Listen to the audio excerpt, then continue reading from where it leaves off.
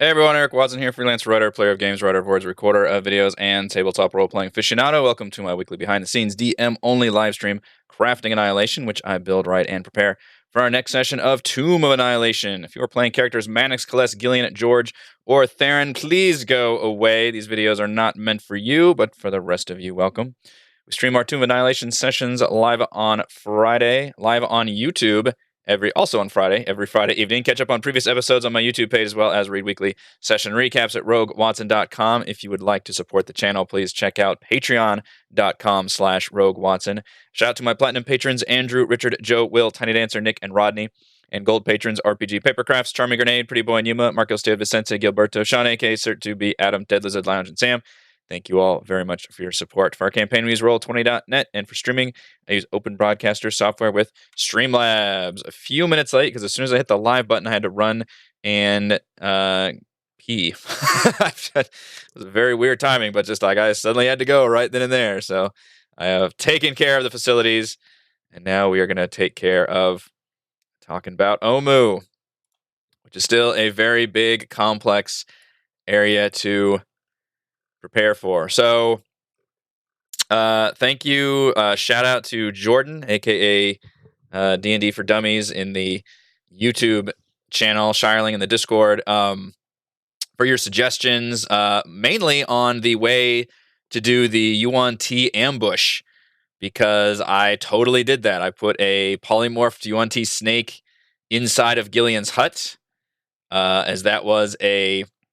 I don't even think I talked about this in Crafting Annihilation, but it was one of those like after the facts, right? Because I was planning on ambushing them with the Yuan-Ti, and I realized, oh, that's right, I can't fucking ambush my players during long rest because they can put that hut up, and that hut is a very annoying thorn in my side. So there are ways to get around of it. It does feel a little cheap, and I think the players felt a little cheapened by it. On the other hand, I had let them get away with this hut for a long time in terms of solving a lot of their problems when it came to resting. So I was okay with doing it, obviously, from my point of view. I did know that the players were a bit gruffed about it.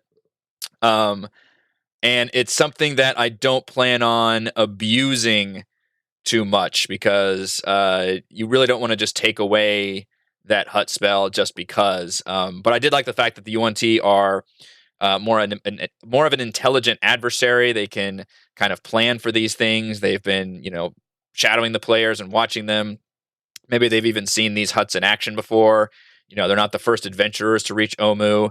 So I justified all that as having them sneak in snack form, and then having their surprise round be basically just them using suggestion on Gillian, and then having her bring down the hut. Had she made the save, things might have turned out much differently, because I would have had the two Yuan-Ti polymorph snakes still in there, but the players actually tore them up pretty good. In fact, I kind of felt bad for the player, so I only had the one snake really do a surprise round. I don't even think I had the other one actually attack or de-polymorph or whatever. But because the hut did go down, that was able to lead to the reinforcements. I guess I can switch to that map, because we reused that one for the Yuan-Ti fight. I've gotten a lot of use out of this one little guardhouse map here.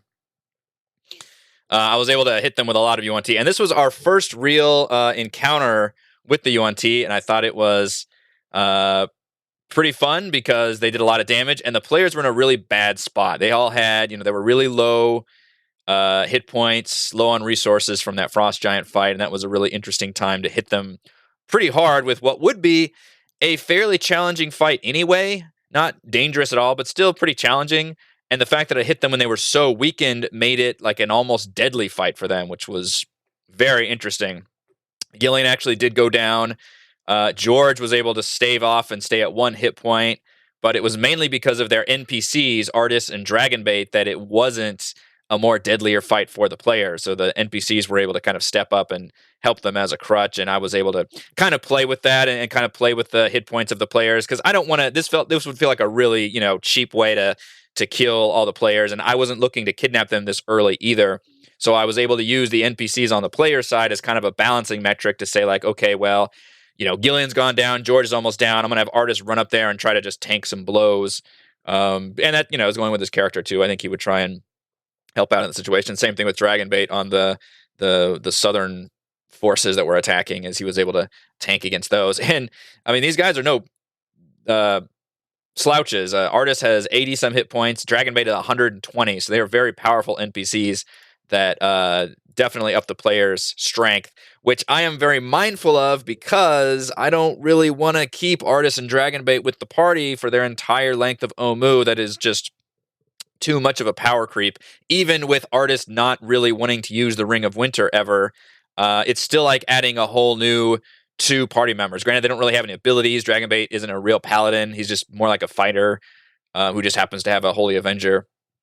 And Artis just has, I guess he has some ability with his dagger, but otherwise they both just have a lot of multi-attacks and just raw damage. So they're easy to run from the NPC standpoint, but they still have a lot of multi-attack and damage, and more importantly, they are very big targets that the players can put between themselves and enemies. So I don't really want to keep Artis and Dragonbait with the party for too terribly long.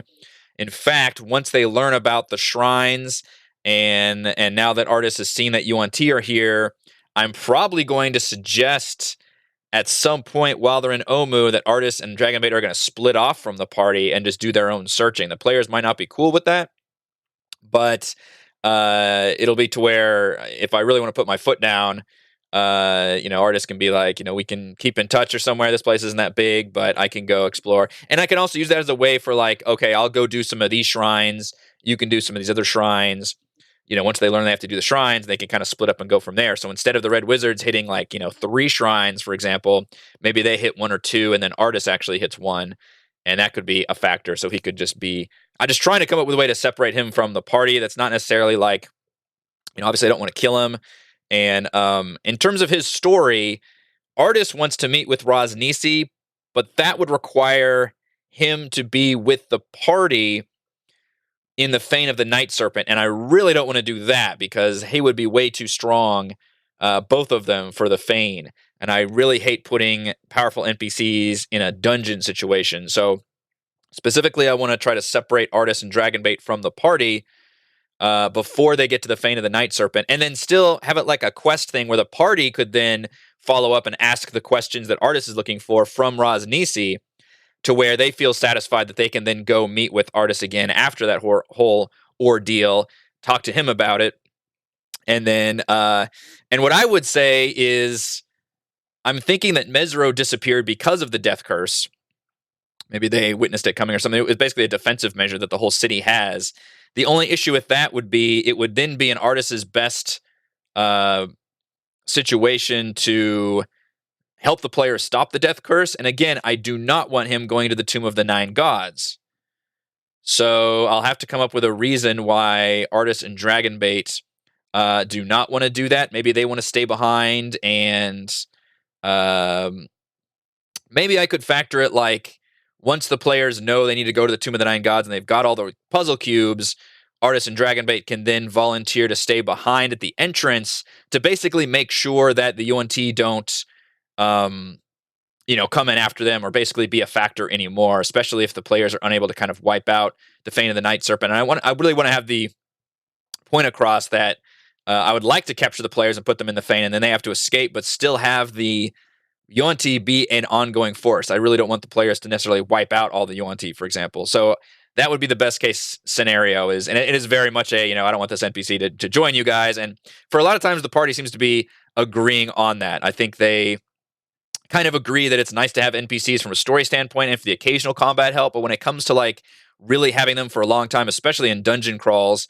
I think the party is generally good with like not wanting, they agree that NPCs, although they're nice power-wise, they do kind of take away, and I don't necessarily have that appeal of like, oh, I want to play a character with the party. Like I've got my hands full playing all the monsters and everything else. That's not a thing either. So that's kind of my thoughts on how to use Artis. Hey, Lumpy, good morning. In that I don't want him to stay with the party the whole time. I don't want him to be in the Fane, and I don't want him to go into the tomb. So he might stick around a little bit in Omu, but I feel like he's already been used a lot in combat. Like he was used in the Frost Giant fight, and they were used in this Yuan-Ti fight. So already they've kind of proven themselves as stalwart allies of the players. So what else happened? The Groung thing was very funny. That was interesting because this is an example of something that could have been nothing, and now the party has turned it into a something. So they witnessed the Vegapygmy procession doing their ritual sacrifice of the Groung in this lava rift. And of course, George has a really hilarious, very much not a background at all. This was just, if you listen to the DM Roundtable, we'll use this as an example where a player didn't come up with this backstory at all. His backstory had nothing to do with Groung, but it just happened to develop over the course of our campaign. There was this really funny Groung animosity between George and this like entire race. And that was funny to see it come to a head here because the players were basically okay with just watching this whole thing unfold. You can tell I was very wishy-washy about, okay, do I put them on the battle map? Do I put them out of the battle map? And I kind of did that twice, I believe. I went back and forth with actually showing the map and then going back to this map because it really was an optional thing. Like the players did not have to jack with it at all. The interesting thing that happened, though, is Mannix cast Comprehend Languages, which allowed him to understand what was going on. And here's something that bugs me from Tomb of Annihilation. In this book, throughout all of Dungrunglung and in Omu, the Groung, every time the players meet the Groung, it's meant to be at least somewhat of a social role-playing encounter. The problem with that is, and I don't know if just wizards didn't realize this or just forgot or what, but Groung do not speak common. They only speak Groung. So in order to do any of that, the players have to have some communication tools, which Gillian has one with tongues, although I think she's only got one use of it left. And then now Mannix has Comprehend Languages, which doesn't allow you to do a two-way conversation. It just allows you to understand somebody. You can't speak back to them. So in Dungrunglung, I had to kind of, I think Gillian actually ended up using tongues in that situation, or what did she use? Somehow they used something where they were able to communicate. And obviously as a DM, I can rule, well, okay, maybe Groung can, rudimentary communicate or something can happen. This case, it works out pretty well because artists can understand enough words to get the point across. But that's just something that bugs me from Tomb of Annihilation because they want all of these Groung situations to be role-playing stuff, but rules as written, the Groung do not speak common, so there's a language barrier there. So that was an easy case of Artis. Really funny moment, I thought, when Artis was ready to explain the Vegapygmies to the players because they'd never actually really interacted or fought with the Vegapygmies in all the situations where I had used them. They never interacted with them. And it was a really funny bit where I was explaining and the party was like, all right, that's fine. We don't need to know anymore, which I thought was actually very funny and in line with it because I was ready to just tell them whatever they needed to know through artists, but they cut me off. So that was kind of funny. Hello, Jerome. So what ended up happening is because Mannix cast Comprehend Languages, this Groung was able to explain that he is the son of the chieftain of the Groung in this area and that he will shower anybody with riches if he is rescued, which, interestingly enough, I don't believe Mannix ever rolled insight on that. I can't remember if he might have rolled I think he rolled insight on if the Groung was willing to escape, which he very much was in terms of from the players. I don't think he ever rolled insight on if the Groung was telling the truth about his being the prince and all this stuff, which is very interesting because it actually is true that he is the prince. But the part that the players don't know is he's one of 100, princes of one of 100 sons of the chieftain, and the chieftain really doesn't give a shit about him. So that part is just a total lie, and this Groung is just trying to save his own skin. So that's kind of the funny twist there. But my point here is that this I thought was going to be just a nothing event where the players just witness this happening and move on. But instead it became a whole thing, which is fun because I did get to use the map. And this has happened before where I make content in Roll20 and the players decide to not do it. And that part is a bummer, especially when it's very specific maps that I can't just reuse for something else. And I do put obviously some work and time into this. So for this map, this was from the Gabriel Picard map pack, which I'm going to get a lot of use out of here in Omu. And it was a river map. Let's see if I can show. Let's see, premium assets. I believe it is from the Quick Encounters Jungle Ruins. It's this map right here. You can kind of see in the small picture. And you can see it's got a river going through it. And what I did is I moved it to the side. I added another map on top of it.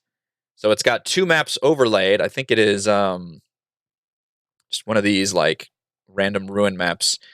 And kept the bridge and then put a lava tile set all the way around it to try and recreate that I don't know what you call that, this cliff pillar thing in the middle of this lava rift. So this is supposed to be like 100. So the only thing I can't really do in Roll20 very well is elevation. So this is supposed to be like a 100-foot drop into lava.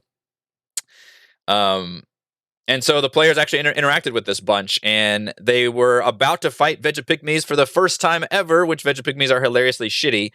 They are like CR. I mean, they've got 9 hit points. I think they're worse than goblins. They do 4 and 5 damage. They can regenerate, which is funny because they have 9 hit points, so I don't know if that would ever... I mean, basically level 1 or 2 players might have... if they had fought Vegapygmies like right out of the gate from Port Nyanzaru, then maybe that's a fight, but otherwise here it's kind of hysterically not a fight. But it was really funny to watch Gillian just come down with a single hypnotic pattern and literally just nuke everybody. I think I had like a +0, so it was just bad rolls that literally nobody made the saving throw here. And they were able to shut down the entire encounter without a fight, which was pretty awesome. So yeah, that's totally on the players for doing that. They rescued the Groung, which was funny. And then they were able to kind of, again, through artists, communicate decently enough with the Groung to figure out where his tribe is. So they actually learned something from this situation, which is that one of the shrines is home to a tribe of Groung, which is this one up here. This is Nang Nang Shrine. So the players haven't even learned about the shrines yet, which they obviously will coming up, and they will actually learn a big info dump about the main quest and basically what they need to do in Omu. Because right now they're kind of just walking along and reacting to like scripted events that are happening, which is usually how we play D&D anyway. But once they get this situation done in the walled compound, they will then learn that they have to go to all the shrines. They'll think they have to go to all the shrines. They actually don't know that they don't have to go to all the shrines. They'll have to go to most of them, and then more scripted things will happen. But they could still go to the amphitheater and stop along the way. And it'll be interesting to see, because once they learn that information, it's up to them to basically chart their own course and decide where they want to go, which shrines they want to hit, what locations they want to do. So this is part of the interesting kind of limited space open world that I think is so appealing in D&D, because from a DM standpoint, it's not like a huge overworld map where I have to come up with everything. There's still a structured environment here that's got certain areas that I can prep.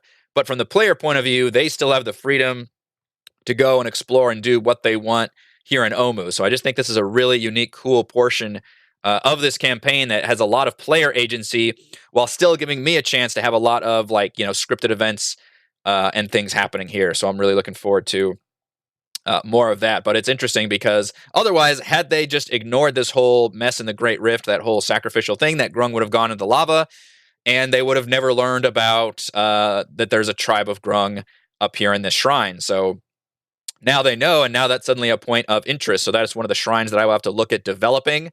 And now I'm leaning towards maybe that's the one that, depending on the order in which they go, maybe that's the one that Rosnisi has showed up, because it says in the text that once the players start grabbing a certain amount of puzzle cubes, Rosnisi becomes aware through the Yuan-Ti, I guess, because again, the Yuan-Ti have run of the city, that there's another group of adventurers, grabbing all these puzzle cubes, and so he sends his forces in there to grab one and holds it hostage. I don't know why he doesn't do this anyway. Why hasn't just taken all the puzzle cubes into the Fane regardless? Maybe there's like a time limit there or something to where they reset. In fact, I think that might actually be the case. But he takes one of the puzzle cubes, and that is what forces the players to have to go to the Fane of the Night Serpent and deal with him. And I think that was a topic we talked about in Crafting Annihilation last week was, well, what happens if the players just skip the Fane of the Night Serpent? And that is the reason why they can't, is because the Tomb of the Nine Gods is locked, which is the final Tomb of Annihilation, is locked behind all these shrines, but at least one of the puzzle cubes should be acquired by Rosnisi and the Yuan-Ti, forcing them to either go to the Fane of the Night Serpent, go to the Royal Palace, and then they can either, waltz in the entrance, or they can be captured by the Yuan-Ti, which I still really would like to pull off. I'm very nervous about it. It would have to be done in a really cool, interesting way to where the players realize that this is not the proper way, but this is an option, in other words, because I think most adventuring parties, it's never give up, never surrender. we don't want a total party wipe here. And there's never been a situation in all of our years of playing D&D where I have essentially defeated the party to where they are captured. That has never happened before. It's a very tricky thing to pull off. You don't ever want to really take away from the players like that and cutscene and handwave over things. So it's going to be very tricky. I would like to do it just because I think that's the more interesting way to handle the Feign. Like, you could treat it as a normal dungeon, for sure, but having to begin as prisoners stripped of all your stuff in the middle of a dungeon with like stuff going on it adds a lot of really interesting social encounters and role playing, and the fact that like one of Rosnisi's top priests wants to overthrow him.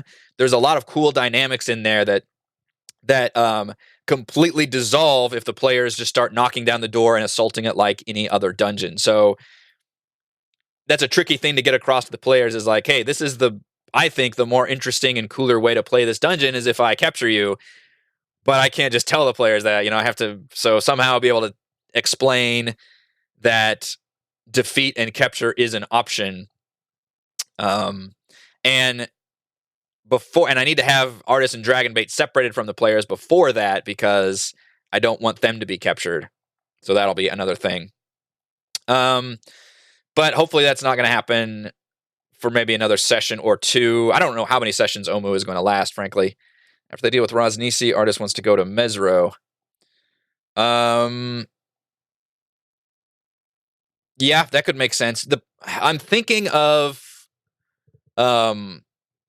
making it so that Rosnisi tells the players. So my plan is to have Artist and Dragonbait separate from the party at some point in Omu. Hopefully by their own accord. I don't want them to be like captured or anything, but just be like, hey, we'll go check out this area over here. We'll split our forces and cover more ground. Specifically, I think that the idea of Artist and Dragonbait going after some of the shrines could be interesting. And then maybe they run into the red wizards. I don't know yet. I haven't decided. I don't want to just like have them disappear, but it'll be interesting. This is part of all the plate spinning. But Rosnisi will be able to explain that Mesro disappeared because of the death curse. So Mesro has like a defense mechanism where if any kind of catastrophic thing happens, I know in the text it says the spell plague, but my players don't give a shit about Forgotten Realms lore other than what we played with Storm Kings and Princes and Lost Mine. So I think I'm just going to stick to the death curse and make that the thing, which then would make sense. Like, oh, well, in order to defeat the death curse, we need to go into the Tomb of the Nine Gods. And then why wouldn't Artist go down there? But I think the plan I'm going to have is like Artist will maybe stay behind in Omu and kind of defend their backs and be like, we'll make sure no other surviving UNT make it down here. I don't want to go down there because I don't want to risk the Ring of Winter in such an evil place also. But I can stick around in Omu and basically he will kind of watch their backs as kind of a hand-waving version of like, you found Artist, you've got this cool ally with you. Obviously, after the campaign, he would go back to Mesro, but for the purposes of this, I see him just kind of staying at the entrance to the Feign, which means I do need to deal with the Zendala thing at some point before that happens, for sure. Hey, Tiny.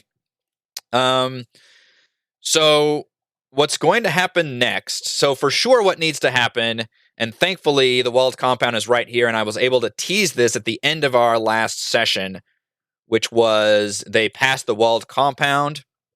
They see it destroyed. Obviously the city is in ruins, but this is like a recent destruction, and I'm going to get that point across. And they heard somebody calling out for help very weakly. So hopefully the players will take the bait and go be heroes and enter the walled compound. And this is the Walking Dead situation that I've been talking about for a couple weeks now, I think. I've had this one prepped for a while, which is this one. This is another map that I put together. Again, I'm getting a lot of use out of these ruin maps because for Roll20 purposes, they put the icons on the actual map, but I don't want to do that. I want to treat this as like you zoom in and here's the 5-foot battle map grid that we're going to use. And this is the walled compound situation. So I changed this from what is written in part because in our Tomb of Annihilation campaign, it is a Walking Dead apocalypse situation. Like dead, if you die. So first, the death curse does affect it normally as written, which is if you have been raised from the dead, you are slowly dying. So that is a thing. In addition to that, anybody that dies while the death curse is active, their soul is sucked into the soulmonger, and their husk, their body, rises as an undead, which is a big deal because in the Forgotten Realms, obviously, the undead is created through necromancy magic and not because of a fucking zombie apocalypse. So, and that's a unique one because it technically is Walking Dead rules. Basically, if you die, you become a zombie. Although you uniquely for this one, you do not become a zombie if you are bitten by a zombie. It's just literally if you die.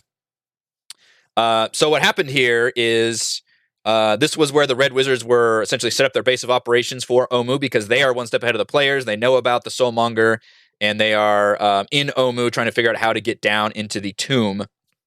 They did not, however, know about the Yuan Ti. They had bad intel, and nobody knows about the Yuan Ti here.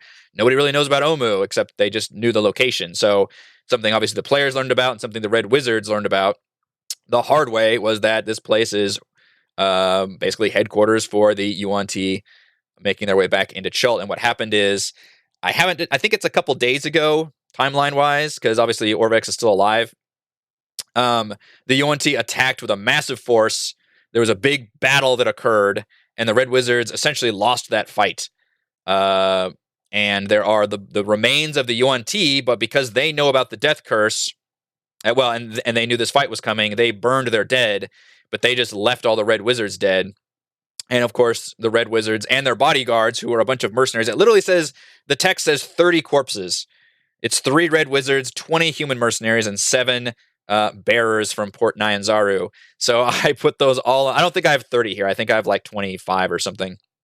But there are like 24 undead zombies here just milling about in a very much a classic Walking Dead situation where, zombies aren't that strong in D&D where they're not even that strong either. They're just kind of more of a pain. But when you have 20 plus, now that can be a real interesting issue.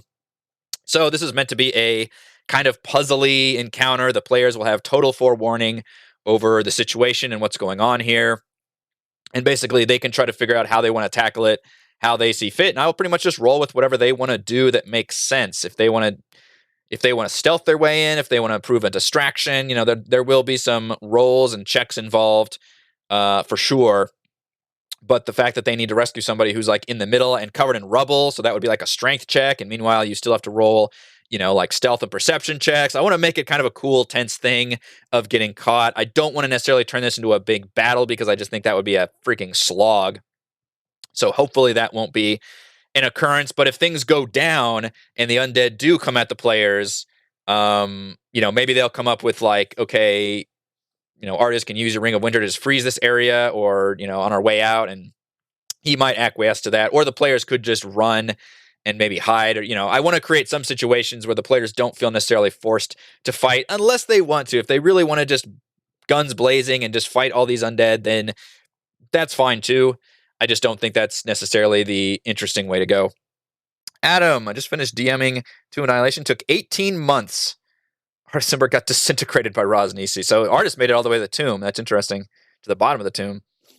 I would love to pick your brain about Tomb of Annihilation. 18 months is probably what we're looking at. We've been going for... we started in, I want to say, late August 2018. So that is what? 12...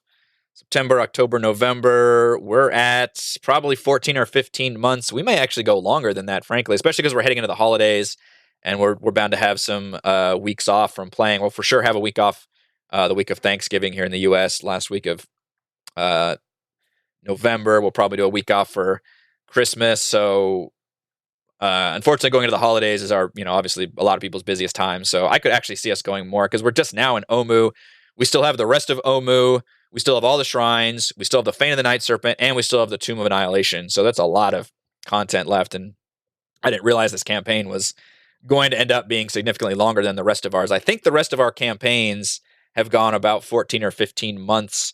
Maybe if you count Lost Mine plus Princes as one campaign, because we played it that way, then that was maybe a year and a half.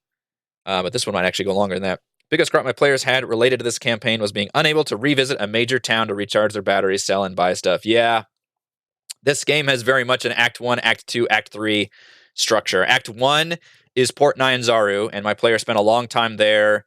I got them to level 2 when they arrived in town, and they spent all of level 2 in Port 9 but we were there for like 5 or 6 sessions. Like we were in Port 9 for a while. I used a lot of stuff. We did the dinosaur racing. We went to Fort Belwarian. We had I used some Adventurers League stuff. Like we really fleshed out Port 9. But yeah, it does create a weird thing where there's not, it's not like Storm King's Thunder where you can just hop across to the next town and get your long rest in and all that. So it was very much Act 2 was the jungle. At one point, they were able to teleport back to Port 9 to recharge a bit.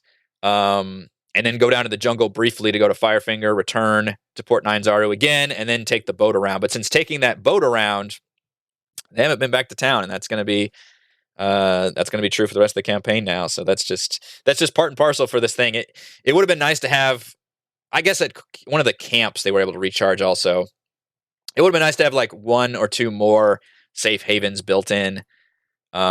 And maybe they can meet, like, the biggest thing I think is the merchant stuff, because players already get so much loot and nothing good to buy, especially if your players are maybe lean more towards the murder hobo thing, where it's like the only thing of value to me as a player is stuff that makes me stronger, versus players that like, oh, I want to buy, my own business and my own home and, invest in the local economy or whatever, you do when you normally make money in the world. Whereas if you're playing it like a video game, which is nothing wrong with that, and that's kind of how we do it, you think in terms of power. What can I buy, at this vendor to increase my power or increase my survivability? Can I buy magic loot? Can I buy potions? That kind of thing. That has definitely been very bereft in this campaign. So I think it will be useful to have some kind of traveling merchant here. There might actually be one. There's like a tabaxi or something somewhere where the players could purchase goods. Let's see. 3 elderly tabaxi hunters. Rare weapons and hunting gear are the only items the characters could offer to gain their help. That's not really... I may... So what I'm thinking of doing with that is I'm replacing Bag of Nails, who is this really weird tabaxi encounter the players can have, where he can... It's technically a friendly encounter, but he's also crazy and tries to like poison them. It just feels like that would go off really poorly. I think I'm going to replace him entirely, although the art is really great for him. Looks like an old man cat person, with an elderly turtle because of George's backstory. One of our characters is a turtle from Chult who's training to be a ninja turtle, of course. And I think I'm going to replace Bag of Nails with like one of the elderly turtles. He already met with one of the elders, the senior mutant ninja turtle, I suppose. In Port 9 and got his personal quest, which was defeat a bunch of monsters. And I think I'll let him meet the final one who is there, who has been unable to defeat the King of Feathers. That's like been this guy's like life goal.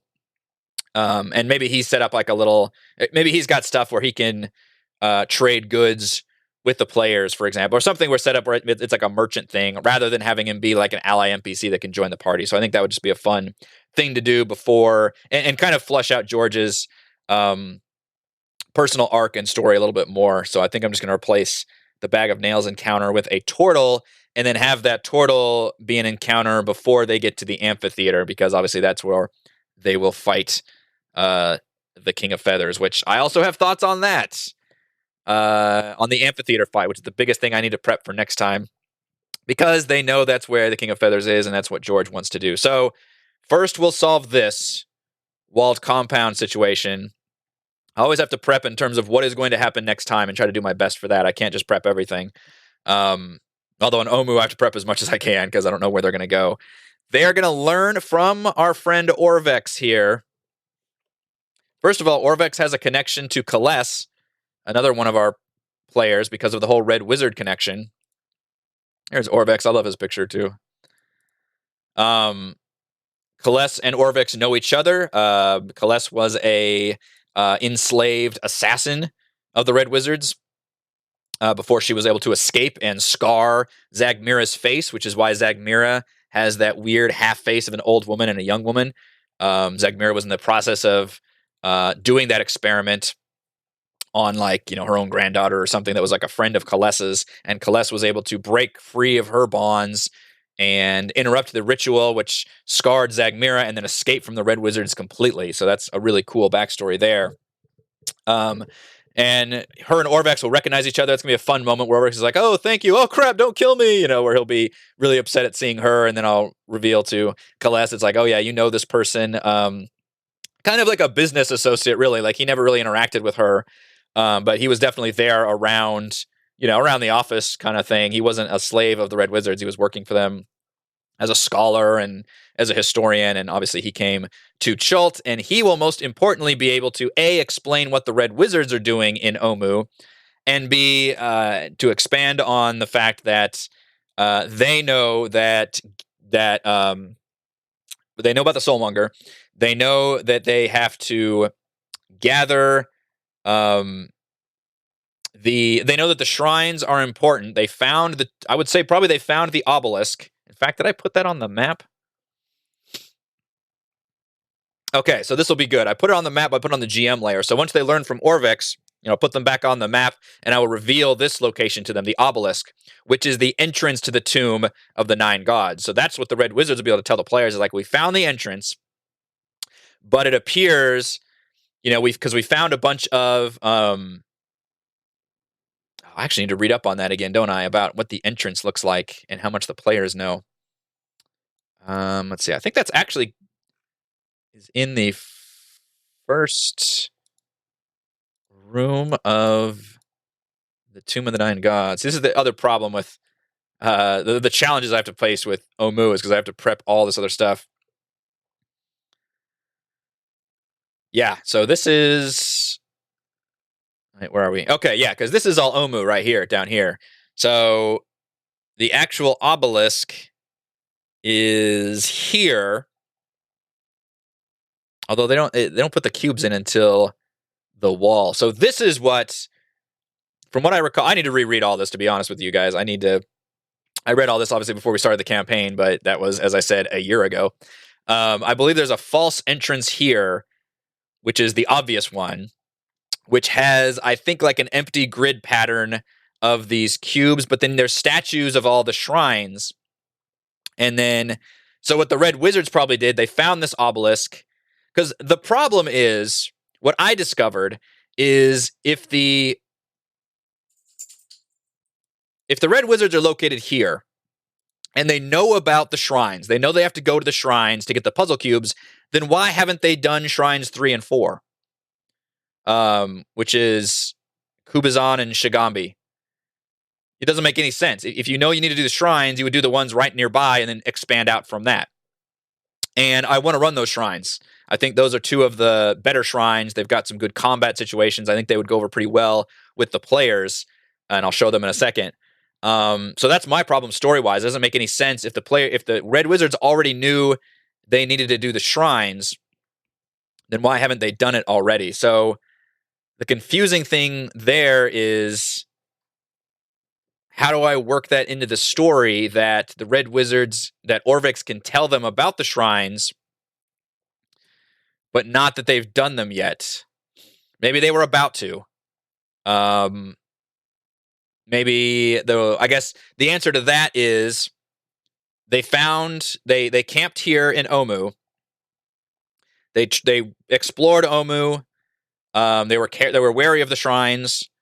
They found the obelisk because maybe they can track where the souls are going. So maybe they went a beeline to the obelisk first because they could see the souls entering that area, maybe. And then they saw the statues of the animals and the puzzle cube door and thought, oh, we need to go back and do these shrines. And then they went back to I don't even know if I need to actually keep track of all this and if the players would care, but I kind of care. Maybe they go back to the walled compound, rest up, decide, okay, let's go out and do the shrines, and then they're attacked. That could be the solution. So Orvix is like, before we could go to the shrines, we were attacked. And then at that point, so there is a group of surviving Red Wizards, which is the Zagmira's team, that are roaming around, and they're the ones that are doing shrines. But I need to play up the fact that they either weren't there at the walled compound at the time. That could be a good idea. So maybe on their way back to the walled compound, a group went ahead and split off and said, okay, we'll go hit up the shrines. and then the rest of them went back to the walled compound. Although why Orvex didn't go back to them, it's whatever. Maybe he's like, I was just tired and I wanted to rest. And they were going to send out more teams to do more shrines. So that's what happened.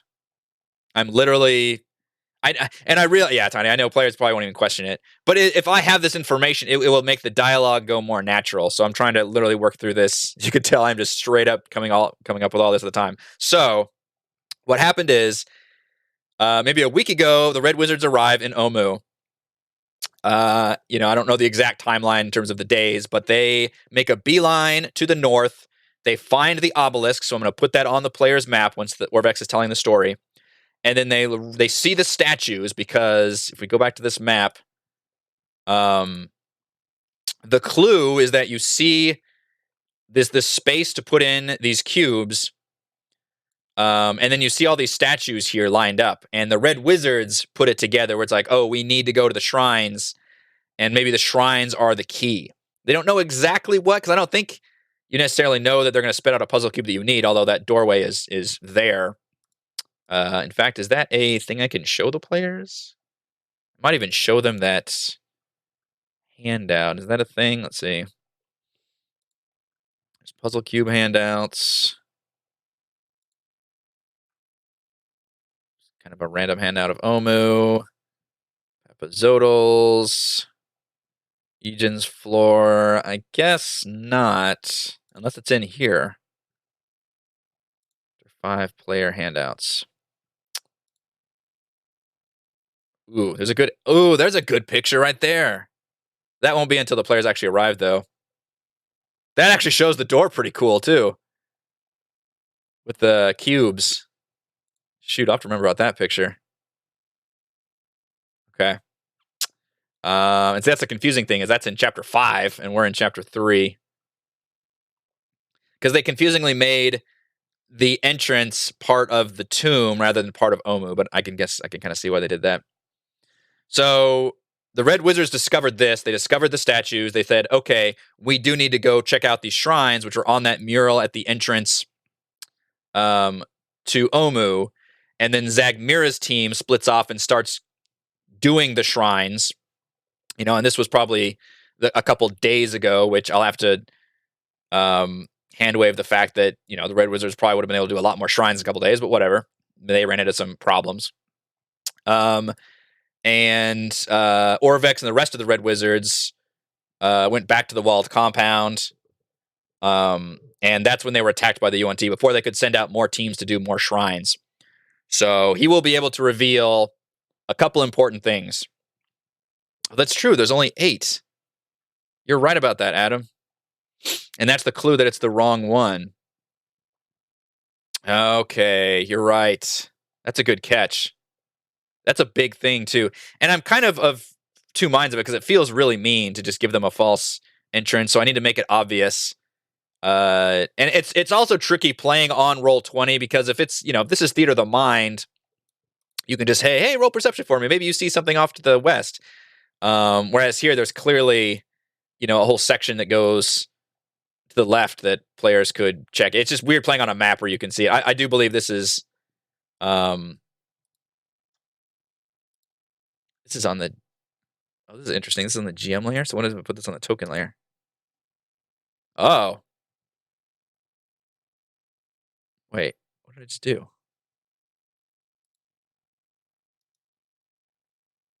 Huh. So it's open now? I put that on the... Oh, so... That's interesting. So it's like... Okay, I need to put a character here. We need to test this. Although I can't see out of Mannix, can I? It looks like this is actually hidden properly. So if it's on the... So if I move it to the map layer, so I'm actually moving the grassy parts to the map, to the token layer, and then that appears as a path. That's pretty interesting. So it looks like this is actually set in as a secret door.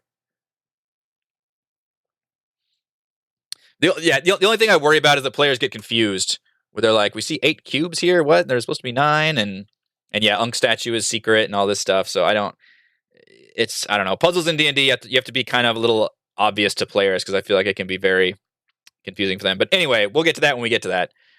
They won't be going to the obelisk anytime soon, I don't think.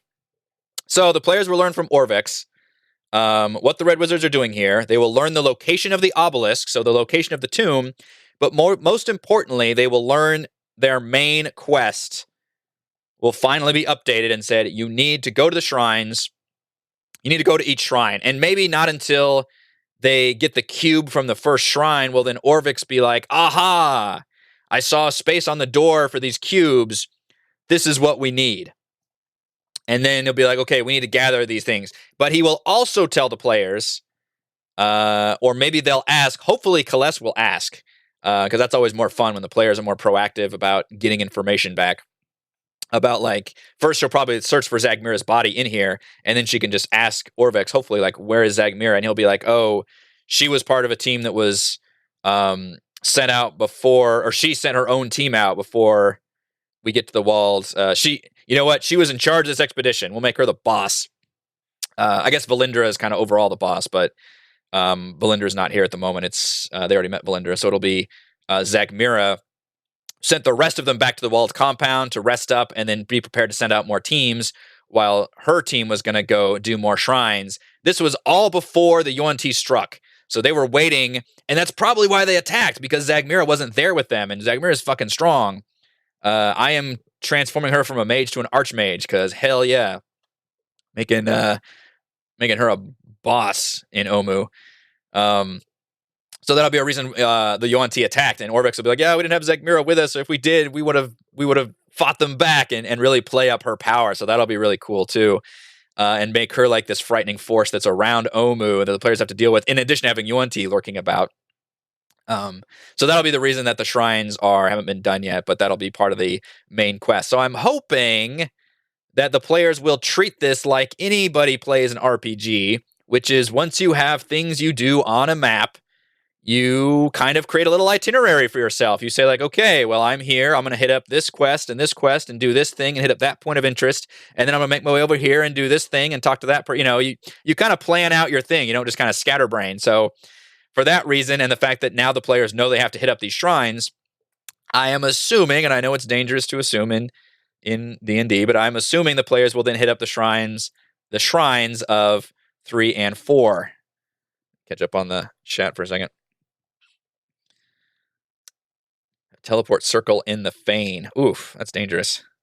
Just to get them back to a town. I think I like my traveling vendor idea. I'm going to have that turtle friend of George's be a vendor that maybe can sell like potions and stuff.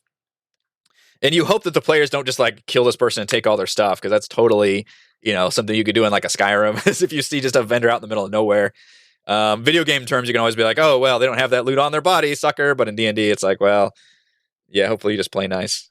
But by being, a friendly older turtle that would be like George's would-be mentor, that should probably play nice. George is going to tip over the obelisk. That's a weird thing where if you randomly destroy the obelisk, a demon pops out. I don't know why the players would think to ever do that. I don't think anyway. I guess questions come up. Orvex. I want Orvex to be able to tell them all this information, so I think that will be useful for sure. There's an amulet in the secret door room where the 9 statues are. The amulet shows the way to the real door. Oh. God, okay. Adam, you're just reminding me that I need to read the entire, at least that first entrance section of the Tomb of Annihilation, the chapter 5 section, in other words. I also need to reread chapter 4 to make sure I know about the Fane and all that stuff, because I am tempted more and more to actually make Zendala a prisoner in the Fane, because that could be an interesting twist, because she has not contacted Mannix yet, and the players aren't sure. They know that she's in Omu. The other thing I would do is make it so she ran into the Red Wizards, and she allied herself with them. So that would be an interesting direct combination of Mannix's and Kaless's personal stories, which is kind of funny because they had a backstory together as basically he hired her as a bodyguard for their mission to Chult. It was like the entire reason Kaless is here is just because Mannix needs to be here. So that'd be pretty funny if theirs ends up being intertwined because Zendala and the Red Wizards show up together. So that would be an interesting twist there. It also kind of turns the Red Wizard encounter into a combat encounter. And I mean, there's going to be some role playing there for sure. But if Zendala is like, hey, we need to take this Ring of Winter off Artis, and the Red Wizards agree that's a great idea. I don't see that situation being resolved in any way that doesn't end in combat. And then Manix's would be resolved when they would defeat Zendala, and then Kalessa's would be resolved when they defeat Zagmira. And maybe I do want to just be a big boss encounter, because I don't think the players would want to work with Zagmira if they had a choice, because she was Red Wizards are awful, and she specifically enslaved Kaless. So Kaless certainly has some animosity there. But I could do it where the players are kind of coerced into working for them. So that would be the only thing, is that there could be an interesting encounter where the players meet with the Red Wizards, and Zagmira says, we've got some shrines done also.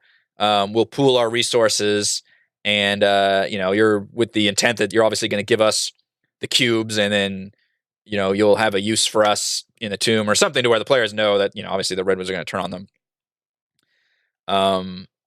But I see that devolving into combat, so I'll need to create a battle map for that and come up with what timing and situation would be good for the Red Wizards to appear and attack them. As well as, this is partly what I talked about last week, and thank you again to Jordan for giving me a very awesome spreadsheet that kind of broke down what all the shrines are. And Adam, since you're here, maybe you can answer which shrines worked out well for your group, because that's an interesting part of Omu, in that the players only have to do some of the shrines, and I'm still looking at which shrines are ones I for sure want to have been untouched and have the players do, and which ones do I want the Red Wizards / Rosnisi / Artis, if I do want him to separate, to have him do some of the shrines. So that'll be the other interesting thing to look at. For sure, I want the players to do 3 and 4, Shigambi and Kubazan. I think that they are both easy to run shrines. They've got pretty clear things of what you have to do. And they also have some challenging combat encounters. They're probably the most combat-heavy shrines, which is a bit of a bummer, because I think the shrines are better from a puzzle standpoint for the most part. But it's more about like figuring the mechanics you have to do. So we can switch to those quickly, because I'm hoping, so again, for next session, Walled Compound, meeting Orvex, getting a bunch of information, and then doing both these shrines. That right there could take up a session, just doing this whole little area right here. Assuming they do these shrines, which would make sense. Again, you're going deeper into Omu. These shrines are right here. Why not hit them up? So I'll definitely plan those. The camp is where they will get the last of that adventuring group, the Company of the Yellow Banner, which has been a thing in our group. I actually expanded on it in our campaign. I put multiple entries, made it so the players could track their progress through Chult to where they've appeared in Omu. I have a problem story-wise from the book. For some reason, they got captured by the Yuan-Ti and thrown into the Tomb of the Nine Gods, and that makes zero sense to me. Like, if they were captured, they'd be taken to the Fane. That's what makes sense. So it was really confusing to me that they made it into the tomb. Like, I think it's fun to have a group of adventurers make it inside the tomb, but then you have to realize that, okay, that means they solved all the shrines. And that means, so I get that that's a problem, is that like, wait, do you have adventurers that actually solved all these shrines? Which you can. I think they just teleport back, and obviously all the traps reset and that thing. So if I don't do that, then I have to take out all the bodies away from chapter 5, which I need to reread and make sure those bodies aren't important. Maybe they do like tell the players of certain dangers or things. But I was thinking at the outset to put them either as dead bodies in the shrines, or as captured prisoners, or I actually don't want to have any prisoners. They'd probably be dead in the Fane. So I'm not sure exactly what the fate of the Yellow Banner is, but I don't like the fact that it doesn't make sense to me that the Yuan-Ti would capture them. I mean, why didn't they capture the Red Wizard? The same thing like there. They just attacked the Red Wizard. So first of all, if they're going to capture them, then they're going to take them to the Fane of the Night Serpent. Why on earth would they then open the door to the thing they're trying to guard and throw a bunch of adventurers in there? That makes zero sense to me. So either they would have had to made their way into the into the tomb, in which case I could probably expand on another journal entry and actually include the fact that they maybe made it. I don't know. This one might be good enough. This one, let's see. The final one is the one that is from the book. Lead on the Eye of Zaltek. Found an obelisk. Oh, that also tells you about the obelisk. Marks the entrance to the Tomb of the Nine Gods. The doors magically. We think the secret to opening it lies in the holy shrines. Okay. So basically all the information, and they'll get that from Orvex anyway. Rather than this adventuring camp. So unfortunately, the Company Yellow Banner might fall a little flat. But I want to have another scene of like that. I don't know. So I haven't decided yet. I'm still trying to work that out. And I need to figure that out because the players will be making their way here soon. And I assume after that, so Walled Compound, Kubazan, and Shigambi, make our way north. I'll need to figure out what they're going to do at the camp. It's just going to be nothing there. That's the Company Yellow Banner's camp. This is Ejin's shrine. So we'll need to decide on that one. And then we make it to the amphitheater. So the amphitheater is probably the next thing I need to prep and have prepared, as well as Wongo's shrine up here. I think I'm leaning towards maybe Wongo being the first one that they find that has been completed by the Red Wizards. And it makes sense that they would come out of the obelisk, know that they have to do the shrine. It makes a lot of sense. They come out of the obelisk, know they have to do the shrines. They would hit up this shrine right here.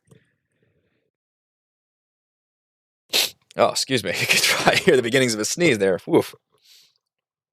So I'm thinking that Wongo's shrine they completed while the rest of the Red Wizards left. And maybe they just ran into problems with, the King of Feathers and the Yuan-Ti, and that just slowed the Red Wizards down considerably. But I could have them do Papa Zodal's up here. I believe that's the crane. Yeah. Maybe. I'll just have to look at it. Ejin's, I haven't looked at that one, actually, if they're going to do that one next. So, but because I put the King of Feathers in the amphitheater, and that's where George's personal quest is, that's the only location they know they want to do. So I'm going to assume their Omu journey is going to be them going straight north. They're going to do this section here. They're going to go up. They'll check out Ejin's shrine, and then they'll hit up the amphitheater with the King of Feathers and check out Wongo's shrine. And then maybe they can make their way east at that point to hit up more shrines. The only thing that's going to fuck me up is if they decide to go east before going north. If they check out Unk's shrine, I'll have to have that prepared. Moa's shrine is actually really interesting. It's probably the least interesting shrine of the bunch, but it's in the most interesting location in that it is like, across this flaming pit. It's about a good 50 feet or so just to get to it. And then this is Obalaka's and then the palace. I basically need them to stay away from the palace until close to the end. And then hopefully hitting up one of these two last shrines will force the confrontation with the Yuan-Ti. And at some point, I'll need to force the confrontation with the Red Wizards. But not yet. But I'm assuming they're going to go north and then east. So that might screw things up. Maybe they'll go across the log and hit up Unk's first. I could see them maybe doing that. Just because, again, if you're trying to plan out your route, you could see doing that one and then going up. But we'll see. I'll have to have these shrines prepped, in other words, and deciding which ones are good. They did around 6. Which ones did they do? Do you remember? Where Rosnisi had 1 cube, Red Wizards had 2 cubes. That's kind of what I'm leaning towards. Red Wizards will take a few off the table, and Rosnisi will take 1 off the table. And I'm leaning towards it being Rosnisi's. It would make sense for it to be the one closest to the Royal Palace. So either this one or this one is the one that Rosnisi was able to take over. Because they're based in underneath the Royal Palace. So they would be able to easily grab either of those puzzle cubes without much of an issue. So the main thing I need to do is prep the amphitheater, but I'm hoping I don't have to have that prepped for tomorrow's session because I think the Walled Compound plus these 2 shrines, plus talking to Orvex, plus looking at the thing of the camp, and plus Ejin's shrine, and I am going to develop an encounter outside of the amphitheater where the players will discover. I'm going to replace this whole weird Chingwa thing with an elderly turtle, kind of meshing with the bag of nails thing where he's a little off his rocker and kind of a funny NPC, but he could offer some information to the players. Maybe he's been in there for his hunting grounds, and because he's old, he's planning on this being his big death thing, which that could be funny. Maybe if George, explains that they are going to assault the King of Feathers, then he will agree to join them temporarily with the caveat that I will kill him off in that fight. Not George, the the elderly turtle. So I did have to actually come up with an icon and a token, everything for that. But that could be a really cool twist. Or maybe George would be like, "No, I got this. You stay here, and I'll honor you." So that'll be, up to them. But I need to develop the amphitheater map because that has the potential to be a cool showdown. I kind of want to tease the King of Feathers, but maybe they hear some roars and stomps in the distance. But I definitely want to keep it where his lair is there. Like I do want to make that like a marquee boss fight. Like you arrive and fight him. I do want to add minions because as strong as any boss fight will be, if you only have the one boss, it's just not going to work out. Like there's just too much action economy on the player side. So and hopefully I can split Artisan Dragonbait with them at the same time. Maybe they say like, hey, we don't need to fuck with the amphitheater. We'll go check out like this shrine over here or something, or go search some buildings. Which I didn't talk about that. I did make rules in my Google Docs for actually searching different buildings if the players want to do that. So that could obviously slow us down. I'm hoping it's fun. It will be a chance for the players to earn some treasure, as well as like potions of healing and even magic items, but also a chance to have either traps happen or a random encounter. So I'll need to kind of have a standard random encounter battle. But I was thinking of having like literally a circle appear on the map to denote that the players have searched that area. I don't know, I'll come up with like a little circle icon, but be like, hey, you searched. And it would be like you roll a D100 and that's what you find. So it'll be just completely random. But that could be a fun thing and it allows the players to have more agency rather than me basically rolling for random encounters. At that point, the players get to choose if they want to have a chance for a random encounter by searching the building. So I think that could be hopefully more interesting, and the players can decide, how often they want to search buildings. And it'll kind of be like, they could search this area, they could search, this area. It'd be like maybe actually that's longer than I thought. I thought it was like 50 feet. That's pretty long. Maybe a 300 square foot area. That's actually more like 400 right there. So a 400 square foot area. So maybe make a circle that's, about that big. Or just round it up, just make a 500 square foot area they could search. They could search like here, here, here. And all of those would be D100 rolls to determine what happens in lieu of having random encounters pop up and slow things down. I think that's the better plan. And my random encounters are essentially, they're not going to be random. They're going to be scripted. And it's going to be the Red Wizards will certainly have an encounter with the players. And then at some point, the big Yuan Ti force will come in and attempt to assault the players, similarly to what they did with the Red Wizards. But in this case, it will be to try and capture them and put them into the Fane of the Night Serpent. And this will be a really interesting thing because I will give the players the option to surrender. If they fight, then I will sure as hell fight them. But literally, I believe this force... Raz Nisi begins to set ambushes. When the characters arrive at their next shrine, 3 Type 1 Yuan Ti Malisons and 6 Yuan Ti Purebloods ambush them. That's not that many. I thought there was one that was more.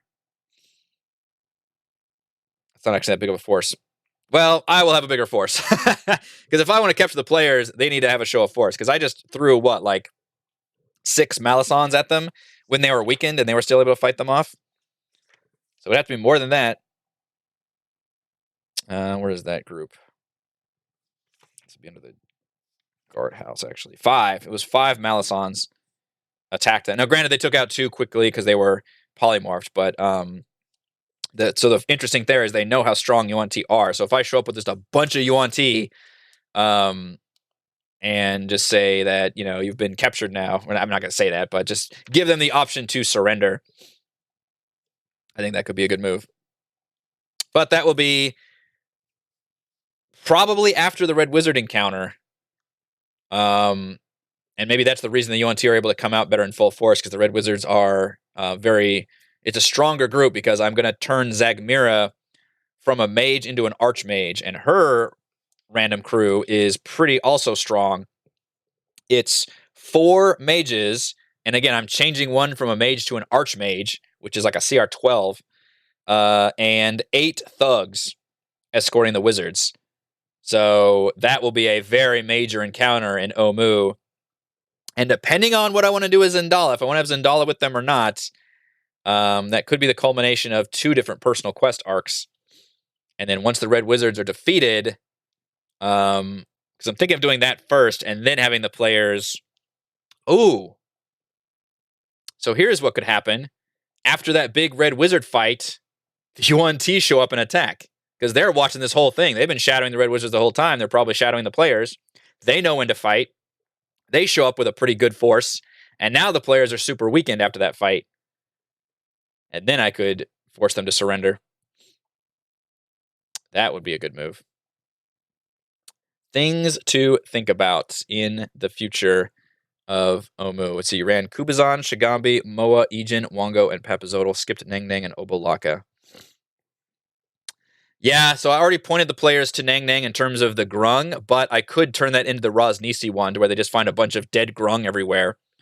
So that could be an interesting twist. I'll have to read more about that shrine and just see how I think the players would treat that, because, again, my players have a very funny history with Groung, where they basically kill them on sight, except for this one situation where they rescue this one to try and get a payout. So that'd be really funny if the guy was, the Groung was telling the truth, but Rosnisi had, slaughtered all of the Groung to take the puzzle cube from there. But I think story-wise, I could have the Red Wizards do Wongo. I would probably like to have Unk be done, so it would be weird if maybe they went south, maybe they didn't go to the water for some reason. Maybe they just saw a bunch of Groung over there or something and avoided it. And they went kind of across this way and did Unk, and then Obolaka. So maybe, I could have the Red Wizard encounter down here. The nice thing is, because it's D&D, it's not a video game, I can put these things wherever I want to, depending on where the players are. So that's something I'll be paying attention to and making in my notes is, where are the players and what would be the best time to run these encounters? But in terms of my prep work, obviously I have to prep that. But timing-wise, I think tomorrow, Walled Compound, these two shrines, and then just in case, I'll need to look at and prep the Ijin and Unk shrines, because those will be the next ones the players could possibly go after, as well as pinning down what they find at the camp. Probably just that one note still. And I think that should be enough for tomorrow's session. And then after that, it would be probably prepping the amphitheater and just more shrines, and then making sure that Red Wizard encounter is prepped, and then really nailing down what I'm going to do with Zendala and where she is. She's either going to be her own encounter, which I think would be a little disappointing, or she's going to be with the Red Wizards, which could be very fulfilling and would just be a really fucking hard fight for the players. But if I do that, they'll have Artis with them, because I do want Artis to be part of them still. So maybe Artis does stick with them all the way until that Red Wizard encounter. Or I have her have been captured by the UNT and have her be one of the prisoners in the Fane. So it turns into this weird rescue mission, and then the players... But to do that, I need to have Artis have been separated from the players. And then when they finish the Fane, they can come out and then do the... So I really need to determine if I want to do the Red Wizard encounter before the Fane or after the Fane. That will be a big deal. And I do have... The players are level 7 right now, and I wanted them to be level 7 for pretty much all of Omu. But once they enter the Fane, that will be level 8. So that'll be like the one funny compensation prize to them being captured by the UNT. Hopefully, again, I can do it. Is they will be able to level up and reach level 8. In which case, that could be better for that Red Wizard fight, maybe, if Zendala's there. So I don't know. I'm still coming up with that. It'll be interesting to see what I think is going to be the better story-wise, is where is Zendala, and do I want the Red Wizards to be resolved before or after the players are attacked by the UNT? But I like the idea of the UNT capturing the players after the Red Wizard encounter, which I guess I could still put Zendala with the UNT. Maybe she got captured before. The only issue I see is also what to do with Artis. So these are all the things I'm coming up with. I have gone over my stream time, so I appreciate all of you. Yeah, no reward. They will show up with nothing, and the Groung will just be a wailing mess, and George will probably murder him, and it'll be sad. That'll be funny. So yeah, I've gone way over my time. These are all the thoughts I've had. Please leave me some more comments on the video, because obviously I am still very much brainstorming so many things in Omu. It's a really fun, interesting place where a lot of different options are available, and a lot of this kind of depends on what the players do as well, but I have to have all my scripted events at least somewhat prepared and ready to go, and the ideas that I want to have. And maybe the players meet up with the Red Wizards and don't have an encounter first, which would be fun. Maybe they can coerce the players into working together. Maybe they even say we need to get. Maybe they're the ones that tell the players. Rosnisi's got a cube. The Yuan-Ti are gathering them as well to prevent us from doing it. So we need you to be, captured by the Yuan-Ti. Maybe they can even tell the players like capture is an option, and you need to surrender your. I don't know. All of these are interesting things to come up with, but thankfully I've still got a few weeks to do it. So thank you all for joining me for this stream. I will be streaming some more Bard's Tale 4 tomorrow afternoon, and of course I'll be here for Tomb of Annihilation tomorrow evening, and I hope to see you all for that. Where's my outro music? There it is.